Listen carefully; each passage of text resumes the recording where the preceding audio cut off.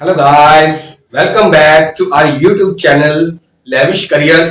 दोस्तों last video में हमने डिस्कस करा था concept of risk and reward. दोस्तों रिस्क एंड रिवॉर्ड को मैनेज करने के लिए हमको बेसिक फाइनेंशियल प्लानिंग होनी चाहिए. दोस्तों मैं ये आपको ये नहीं कहूंगा कि आप पूरा का पूरा रिस्क लेकर स्टॉक मार्केट में या किसी भी मतलब जहां पे भी रिस्क है वहां पे इन्वेस्ट करें. अगर आप रिस्क लेकर इन्वेस्टमेंट करना चाहते हो और अच्छे रिटर्न लेना चाहते हो तो उसके लिए आपको ये बेसिक फाइनेंशियल प्लानिंग जरूरी है. दोस्तों ये हम एग्जांपल से समझते हैं कि जैसे सपोज कीजिए अगर आप अपने घर में कमाने वाले हो, सिर्फ आप ही अकेले कमाने वाले हो, तो उसके लिए आपको जो भी आपकी सपोज कीजिए आपकी 50K जो मंथली सैलरी है,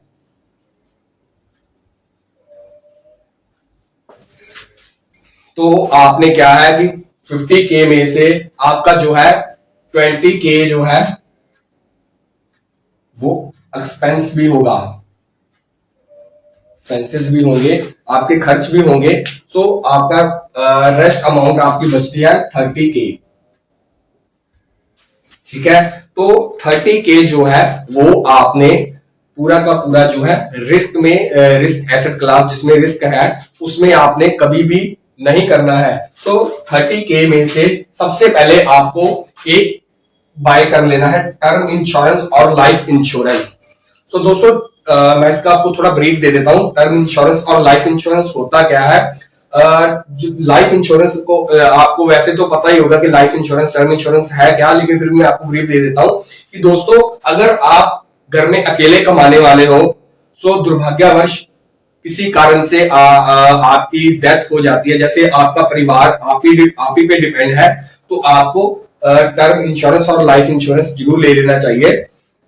क्योंकि अगर आप इन्वेस्टमेंट के बारे में, ये भी इन्वेस्टमेंट का पार्ट ही है, ये भी आपका कह सकते हैं कि रिस्क एंड रिवॉर्ड का पार्ट है कि अगर आप कमाने वाले हो तो आपका पीछे परिवार आप पे डिपेंडेंट है, तो आपको टर्म इंश्योरेंस और लाइफ इंश्योरेंस जरूर ले लेना चाहिए, ताकि अगर आपके जाने के बाद भी आपके परिवार को फंड्स की दिक्कत ना आए. और ये लाइफ इंश्योरेंस और टर्म इंश्योरेंस आपको कितने का लेना चाहिए.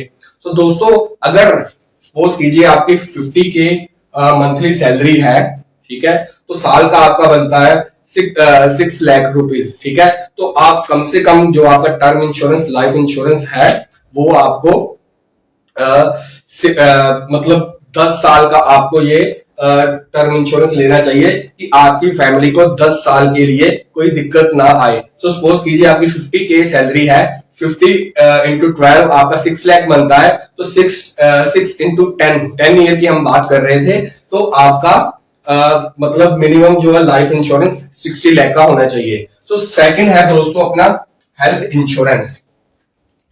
हेल्थ इंश्योरेंस का कंसेप्ट क्या है कि जैसे आप अपने घर में कमाने वाले हो, ठीक है, और आपके 4 फैमिली मेंबर्स हैं, उन 4 फैमिली मेंबर्स का आपको हेल्थ इंश्योरेंस लेना बहुत जरूरी है. ठीक है, उसमें क्या है कि अगर आपका सपोज कीजिए आपके माता पिता पति पत्नी जो भी है जो भी आप पे डिपेंडेंट है, ठीक है, उनका हेल्थ इंश्योरेंस ले लीजिए. क्योंकि अगर किसी कारण दुर्भाग्यवश किसी कारण उनको हेल्थ इश्यू आता है या कोई हेल्थ की प्रॉब्लम आती है, तो आपका जो भी रखा हुआ फंड होगा, जो भी आपने फंड रखा होगा वो आपका पूरा इसी में खर्च हो जाएगा. लेकिन आप मंथली छोटा छोटा प्रीमियम पे करके जो है अपना ये इस चीज के लिए प्रिपेयर हो सकते हो. दोस्तों ये आपने सारा 30K से ही करना है. इसी से आपने ये टर्म इंश्योरेंस लेना है, इसी से आपने ये हेल्थ इंश्योरेंस लेना है. ठीक है, इसके बाद आपका आता है कंटिजेंसी फंड. ठीक है, कंटिजेंसी फंड जो है वो आपने, इसको हम इमरजेंसी फंड भी बोलते हैं, वो आपने पूरा का पूरा जो है सेफ एसेट क्लास में रखना है. सेफ एसेट क्लास कौन सी है, जैसे आप हम कह सकते हैं cash in your hand. Cash in hand आपके पास ये होना चाहिए. सपोज कीजिए ये कंटिजेंसी फंड की आपको जरूरत कैसे पड़ेगी, हम एग्जांपल से समझते हैं. जैसे लास्ट टाइम कोविड का सीन था, कोविड आ गया था तो तब सभी कारोबार, सभी दुकानें, जो भी मतलब बिजनेस थे, सारे के सारे बंद हो चुके थे। तो दोस्तों तब आपको कोई भी इनकम का सोर्स नहीं था। सिर्फ क्या था कि आपका खर्च तो वही थे, खर्च हम खा पी तो रहे थे, जो खाना वाना था अपना, बस कह सकते हैं कि थोड़े एक्सपेंस अपने कम हुए थे, लेकिन खाना पानी तो अपने को चाहिए ही था। सो इसलिए आपको मिनिमम टू मिनिमम 6 मंथ्स का ये कंटिजेंसी फंड, इमरजेंसी फंड आपको सेफ एसेट क्लास में रखना है, जिसमें मतलब कि ना आपको इंटरेस्ट आए या ना आए, कुछ भी ना आए, लेकिन ये आपका सेफ होना चाहिए या इन हैंड आपके कैश हाथ में होना चाहिए। सो रेस्ट अमाउंट जो आपको बचती है, जो 30K में से आपने ये सारा रखकर जो आपको बचती है वो आपने इन्वेस्ट करना है स्टॉक मार्केट में।